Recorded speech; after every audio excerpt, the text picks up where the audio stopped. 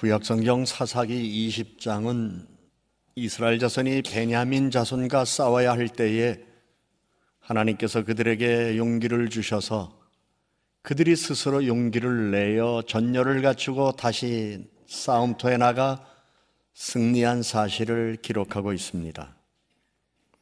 하나님은 이미 수많은 병력을 이룬 후 패배감에 빠져있는 이스라엘 사람들에게 다시 용기를 내어 전열을 갖추어 전쟁을 하도록 하셨습니다. 그 이후에도 몇 번의 패배도 있었지만은 패배에 굴하지 아니하고 여호와의 도움을 바라보며 이스라엘 자손들은 다시 용기를 내어 전쟁터에 나가서 싸워 결국은 베냐민 자손을 물리치고 영역을 확장했습니다. 뱃사람의 솜씨를 알 수 있는 것은 폭풍의 때이고 장수의 용기를 볼 수 있는 것은 전쟁터에서이다라는 말이 있습니다. 우리는 가장 위험한 순간에 처했을 때의 사람의 됨됨이를 가장 잘 알 수 있다고 합니다. 인류는 용기 있는 사람들에게 많은 신세를 지고 있습니다. 용기에는 여러 가지가 있습니다. 진리를 추구하고 진리를 대변하고자 하는 용기, 공정함을 잃지 않으려는 용기, 정직하고자 하는 용기, 유혹에 저항하는 용기, 의무와 책임을 다하는 용기입니다. 시인 하인에는 위대한 영혼이 자신의 생각을 이야기하는 모든 곳에는 골고다 역시 있다고 하면서 용기 있는 사람만이 자신의 선한 생각을 이 세상에 펼칠 수 있다고 했습니다. 소크라테스는 72살의 아테네에서 유죄 선고를 받고 통약을 마셔야 했습니다. 그의 가르침이 당시의 편견과 당파심을 정면으로 반박했기 때문입니다. 그를 고발한 사람들은 그가 아테네의 수호신들을 경멸하도록 선동함으로 아테네의 젊은이들을 타락시키고 있다고 주장하면서 소크라테스를 죽이려 했습니다. 소크라테스는 자신에게 유죄를 선고한 재판관들의 횡포뿐만 아니라 자신을 이해하지 못하는 대중의 횡포에도 맞설 만큼 용기는 있었습니다. 그는 자신을 재판하는 이들에게 마지막으로 남긴 말은 오늘 우리들에게 용기가 무엇인가를 보여주는 명언으로 남아 있습니다. 이제 우리가 헤어져야 할 시간이다. 나는 죽고 너희는 살 것이다. 하지만 어느 것이 나은 운명인지는 신만이 아신다는 마지막 말을 그는 남겼습니다. 오늘날 지식의 확대로 인하여 사람들은 우주에 대하여, 세상에 대하여, 학문에 대하여, 자신에 대하여 보다 많은 것들을 알 수 있게 되었습니다. 아마도 이러한 일은 옛사람들의 정열과 헌신과 자기 희생, 용기 덕분의 결과라고 생각되어집니다. 동시대 사람들로부터 아무리 거센 반발을 사고 심한 욕을 들었어도 그들은 옳은 것에 용기를 잃지 않았기 때문이었고, 세월이 흐른 뒤 난관과 위험과 어려움 속에서도 끝까지 신념을 잃지 않고 정신적으로 용감하고 정의롭게 싸웠던 사람들이기 때문에 오늘 우리는 많은 지식과 정보 그리고 새로운 사실들을 알고 우리는 넓은 이해 속에서 이 세상을 문명적으로 또는 문화적으로 발전을 거듭하며 살아왔고 살아가고 있습니다. 과거에 그러한 삶을 일구었던 사람들 대다수가 자신이 믿고 있는 진리와 자신의 신념을 지키기 위하여 기꺼이 목숨을 내던진 사람들이었기 때문에 그렇습니다.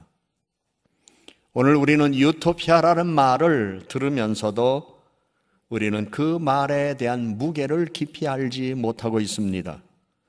유토피아는 영국의 사상가 토마스 모어가 1516년에 만들어낸 말입니다. 유토피아는 현실에는 결코 존재하지 않는 이상적인 사회를 일컫는 말이며 이상향이라고 부르기도 합니다. 오늘 우리는 이 유토피아라는 말을 하거나 이 말에 대하여 설명을 붙인다 해도 어느 누구가 우리에게 해를 입히는 사람 없고 그 말 때문에 우리를 죽이려고 하는 사람은 없는 시대에 우리는 살아가고 있습니다. 그러나 1516년 토마스 모어가 유토피아라는 이 말을 만들어 놨을 때에 토마스 모어는 그 말 때문에 재판을 받고 교수대에서 사형을 당했습니다. 토마스 모경의 죽음은 양심을 배반하기보다 기꺼이 교수대로 올라가 기쁘게 죽음을 맞이한 용기 있는 행동이었음을 역사가들은 말하고 있습니다. 당시에 그는 아내로부터 외면당하고 놀림을 당했습니다. 힘들고 위험한 시기에, 어려운 시기에 아내로부터 격려와 지지를 받은 위인들이 많습니다마는 모경은 아내에게서 위로를 받지 못했습니다. 그러나 가족 가운데 딸 마가렛 로퍼는 아버지가 신념을 굳게 지킬 수 있도록 항상 아버지를 격려했습니다. 아버지가 유토피아라는 이 말을 사람들에게 하기 시작하고 그 말이 정치적인 의미로 세인에게 받아들여지게 되어 정치적인 재판을 받고 장기 수감되어 있는 동안에도 다른 사람들은 다 외면하고 거들떠보지도 않았지만 그의 딸 마가렛 로퍼는 충실히 아버지를 찾아가 위로하고 아버지 힘내세요 라고 하며 용기를 북돋았습니다. 감옥에 갇혀있던 모경은 펜과 잉크를 빼앗겼기 때문에 그는 석탄 조각으로 편지를 썼는데 이렇게 적어놓았습니다. 나의 딸이 보내준 애정어린 편지가 내게 얼마나 커다란 기쁨이 되었는지 글로 표현하려면 석탄 한 상자라도 부족할 것입니다. 토마스 모어는 딸의 위로를 받으며 정직함을 지키기 위하여 목숨을 버린 선교자라고 합니다. 그는 거짓 맹세를 하지 않고 끝까지 정직했기 때문에 죽었던 것이었습니다. 그 말 한마디 아닙니다라고 하거나 그 말 한마디 내가 실언했습니다라고 하면 죽을 이유가 하나도 없었습니다. 그런데 당시의 야만적인 관습에 따라 결국 참수당하고 그의 머리는 런던의 다리에 걸리게 되었습니다. 그것을 본 그의 딸 마가렛 로퍼는 용기를 내어서 아버지의 머리를 저곳에서 내려서 나에게 주십시오라고 요청한 다음 아버지의 그 머리를 자기가 무덤에 임시로 묻어두었다가 이 다음에 내가 죽으면 내 아버지의 이 머리와 나를 함께 묻어달라고 하며 아버지의 머리를 자기 가슴에 품고 자기는 눈을 감겠다고 이렇게 이야기를 합니다. 아버지를 사랑하는 마음을 내세까지 가져가 그는 많은 사람들에게 내가 아버지에게 얼마나 위로와 용기를 준 사람인가를 보여주고 싶었을 뿐만 아니라 진심으로 아버지에게 희망과 용기를 준 사람임을 마음에 스스로 간직하고 싶었기 때문이었습니다. 그의 딸이 죽은 후 세월이 지난 다음 무덤을 열게 되었을 때에 마가렛 로퍼의 가슴에 그의 아버지의 머리 부분에 유골이 함께 있었다고 합니다. 용기는 생명을 바치는 겁니다. 오늘 우리는 어쩌면 진리, 현실, 사상, 철학, 신념 앞에 비겁한 인생을 살고 있을는지도 모릅니다. 적당히 타협하고 적당히 믿고 그리고 적당히 두리둥실 넘어가면 되지 이게 인생인데 정치도 그렇고 때로는 내 삶의 자리에서 되어지는 모든 순간순간의 상황 속에서 아주 지혜롭고 현명하게 선택하고 판단해서 자신의 입신양명을 위한 처신이 가장 지혜로운 것인 것처럼 보여지지만 세월이 지난 다음에 그는 겁쟁이였다, 그는 비겁했다 이런 평가를 받을 수 있는 사람도 아마 있을는지 모르겠습니다. 종교개혁자 마틴 루터는 신념 때문에 목숨까지는 잃지는 않았지만 교황의 반대 의사를 밝힌 날부터 매일같이 목숨을 잃을 위험을 감수해야 했습니다. 황제로부터 종교재판소 보름수에 출두하라는 명령을 받았을 때 그는 직접 답변하러 가기로 결심했습니다. 주변 사람들은 만류했습니다. 그곳에 가면 목숨을 잃을 게 분명하다고 하며 도망치도록 충고했습니다. 그러나 마틴 루터는 도망치지 않겠습니다. 잘못을 바로잡겠습니다. 비록 지붕이 있는 귀앗장의 개수보다도 3배나 많은 악마들이 그곳에 있다고 해도 나는 그곳에 가겠습니다 라고 하며 말과 행동에 용기가 있는 모습을 보여주었습니다. 그는 재판을 받아야 하는 브롬스의 종탑이 보이자 마차에서 일어나 우리가 다 아는 찬송 내주는 강한 성이요 라고 하는 찬양을 불렀습니다. 그 찬양은 자신에게 용기를 주는 노래였고 그 찬양은 이미 이틀 전에 마틴 루터가 지은 찬양이었습니다. 종교재판을 받는 자리에서 루터의 대답은 성경과 나의 양심을 굳게 지키기 결심했습니다라는 말뿐이었습니다. 내가 여기 있을 수 있는 것은 하나님께서 나를 도우시기 때문입니다 라고 하며 그는 왕보다 더 높은 분의 명령에 복종해야 하는 그의 임무를 다해야 했고 온갖 위험을 무릅쓰고 자신의 본분을 다 지켰기에 독일에서는 이런 이야기가 있습니다. 독일에서 루터보다도 죽음을 무시한 사람은 없다.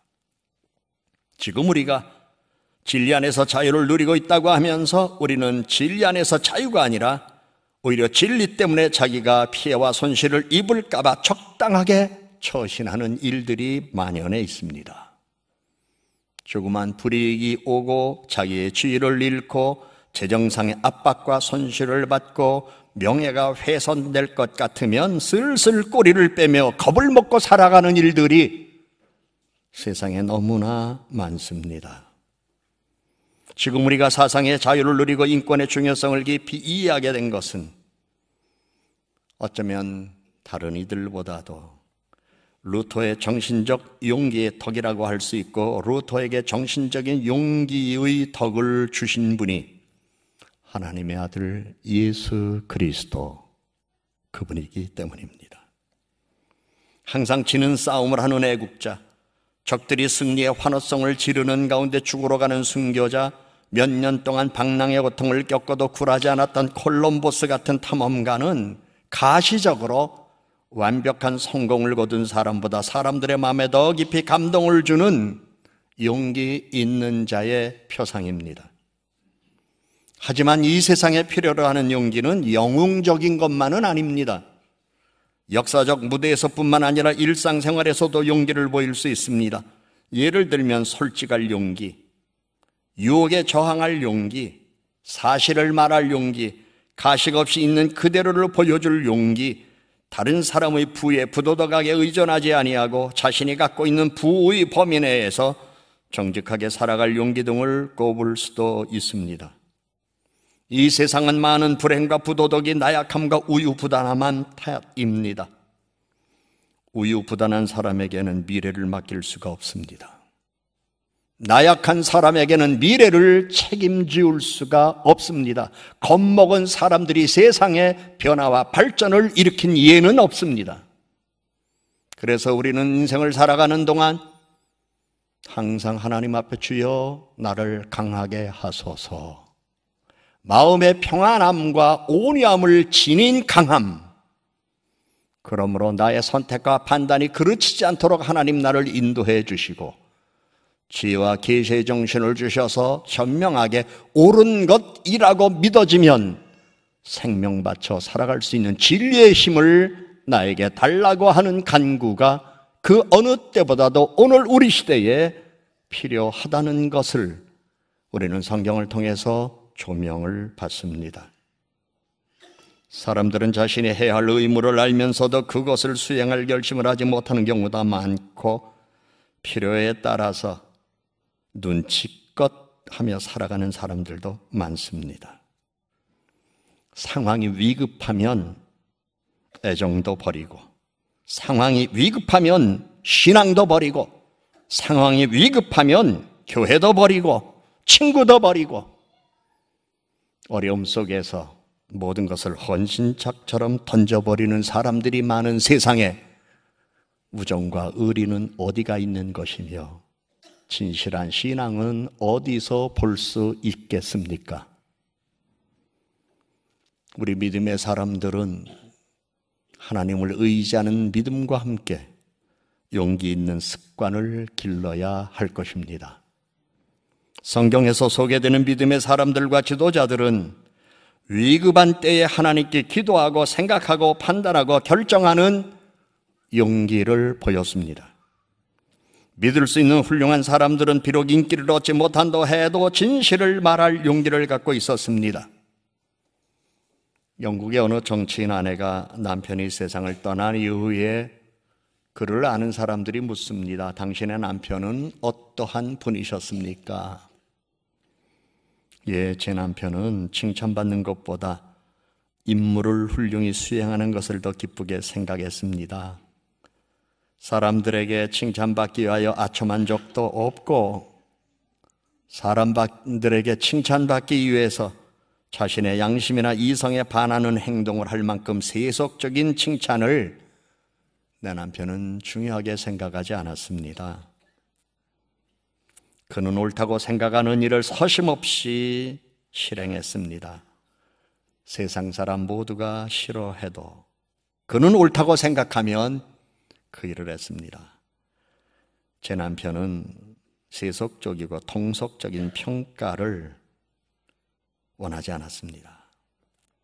세상의 어둠침침한 안경을 통해서가 아니라 언제나 그는 하나님의 눈으로 있는 사실을 그대로 본 사람이었습니다 라고 했습니다. 사랑하는 여러분, 여러분이 세상을 떠난 다음 여러분의 가족은, 여러분을 가장 잘 아는 가족은 여러분을 어떻게 평가하며 기록을 남기겠습니까? 용기가 있는 진실한 사람은 거짓말을 용납하지 않습니다. 정의를 사랑하는 사람은 억압을 용납하지 않습니다. 마음이 깨끗한 사람은 부도덕과 부정을 용납하지 않았습니다. 자비심으로부터 활력을 얻고 용기로부터 격려를 받은 사람들은 사회 혁신과 발전의 대들보 역할을 해왔습니다. 모든 위대한 개혁가와 순교자들은 거짓과 부도덕한 상황에서 용기 있게 진실을 선포하며 주도했습니다. 성경에 많은 믿음의 사람을 우리들에게 소개하고 있습니다만 우리가 잘 아는 다윗, 용기 있는 믿음의 사람이었습니다. 예수님 또한 유대인, 바리새인, 사두개인, 제사장들로부터 모함과 비난과 힐문을 받았지만 담대한 용기를 가지고 하나님의 뜻을 이루어 갔습니다. 어려움을 극복할 수 있다고 생각하면 실제로 극복할 수 있습니다. 쉽다고 생각하면 모두 쉽게 느껴지고, 무겁다고 생각하면 무겁게 느껴지고, 가깝다고 생각하면 가깝습니다. 용기 있는 사람들이 갖고 있는 자신감, 이것은 다른 이들의 자신감을 북돋습니다. 의지가 굳은 사람은 반대에 부딪혀도 좌절하거나 도망치지 않습니다. 현실적으로 용기 있는 열정은 사람을 유능하게 만들며 힘과 능력과 동력을 제공합니다. 인격 형성에 있어서 용기와 인내심을 기르는 것은 대단히 중요하기 때문에 우리는 자녀를 양육하면서도 어릴 때에 영어 단어 하나, 수학 공식 하나도 중요하겠지만 그거보다 더 중요한 것은 용기와 인내심을 갖도록 자녀를 양육하는 것이 더 중요하다는 것을 알아야 할 것입니다. 용기와 인내심은 유익한 삶의 원천일 뿐만 아니라 행복한 삶의 원천이기도 합니다. 사람들이 갖고 있는 두려움과 불안 가운데 대부분은 현실의 문제가 아니라 상상의 산물입니다. 그렇기 때문에 하나님은 모세가 죽은 후 이스라엘 지도자가 된 여호수아에게 두려워 말라, 담대하라, 내가 너와 함께 하리라 말씀하셨습니다. 인생에는 필요한 것이 많이 있고 갖춰야 할 것도 많이 있지만 꼭 간직하여야 하는 것이 있습니다. 믿음을 토대로 하나님께서 주시는 용기입니다. 하나님은 이스라엘 자손들에게 말씀하셨습니다. 두려워 말라. 그런데 현실 앞에서 그들은 두려워했습니다. 이후에 하나님은 말씀으로 주시진 않았지만 그들의 마음속에 스스로 용기를 낼 수 있는 자각을 주셨습니다. 세상에 대하여 겁먹고 살아갈 사람이 어디 현실을 살아가는 우리들 뿐이겠습니까? 예수님의 제자들, 예수님께서 이제 그 세상을 떠날 것, 고난당할 것 얘기하자 제자들 모두가 다 불안의 어두운 그림자에 사로잡혔습니다. 이것을 알고 계신 예수님은 유월절 만찬의 자리에서 떡을 떼시고 그들에게 잔을 주시며 말씀하셨습니다. 이것은 내 몸이다. 이것은 내 피다. 그러시면서 예수님은 그들에게 내가 이 세상 떠나도 너의 영과 혼과 마음과 정신과 육체에 내가 함께 있는 것이니 너희 세상에 대하여 겁먹지 말아라. 환난을 당하나 담대하라. 내가 너희들과 함께 있다라는 사실을 눈으로 바로 떡과 포도주를 통해서 먹고 마시게 함으로 그들에게 주셨던 것이었습니다. 오늘 우리는 부활하신 주님을 믿고 다시 오실 주님을 믿는 사람들입니다. 환난을 이기신 주님, 죽음을 이기신 주님을 믿는 사람입니다. 그런데 왜 순간순간 겁먹고 살아야 하나요? 믿음은 어디 갔습니까? 왜 순간순간 불안해하며 떨고 초조해하며 조급한 마음으로 예민한 성격을 가지고 까칠하게 세상을 살아가야 합니까? 믿음은 어디 갔습니까? 오늘 우리는 성찬의 자리에서 떡과 잔을 받습니다. 종교의 예전이 아닙니다. 예수님께서 불안해하는 제자들에게, 두려워하는 제자들에게, 근심과 걱정이 많은 제자들에게 내가 함께 있다는 사실을 가시적으로 보여주는 의식으로 떡과 잔을 보여주시고 먹고 마시라고 했던 것입니다. 오늘 우리가 살고 있는 이 시대에 사람들에게 보여줘야 할 것은 보석이 아닙니다. 믿음입니다. 그 믿음은 하나님께서 나에게 용기를 주셔서 나는 스스로 용기를 내어 내가 지금 어떠한 일이 있다 할지라도 그 뒤어진 일들 때문에 내가 어떠한 손상을 입었다 할지라도 나는 이런 것에 좌절하지 않고 굴복하지 않는다. 하나님이 나와 함께 계시기 때문에 나는 오늘도 용기를 내어 새날을 맞이한다는 이 믿음을 갖고 하나님은 살기를 원하셔서 오늘 우리를 성찬의 자리로 초대하십니다. 기도합니다. 하나님 아버지, 성찬의 자리에 초대받은 우리들 몸과 마음과 영혼과 육체가 주의 은혜로 인하여 주님과 함께 함을 경험하며 세상에서 환난을 당하나 담대하게 살아가며 승리의 감격을 경험하며 삶을 살아가는 자리가 되도록 우리에게 믿음도 주시고 성찬의 은혜를 내려 주시옵소서. 예수님 이름으로 기도드립니다. 아멘.